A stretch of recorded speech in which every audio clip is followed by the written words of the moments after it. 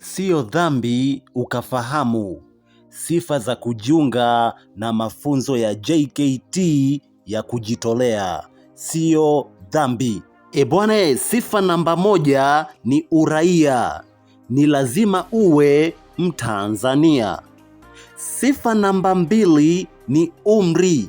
Sasa umri unakuwa unatofautiana kulingana na kiwango cha elimu.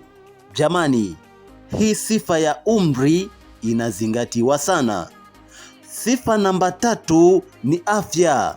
Ni lazima uwe na afya njema, pamoja lazima uwe na akili timamu. Lakini usiwe na michoro ya mwili, yani usiwe na tattoos. Sifa namba 4 ni nyaraka muhimu.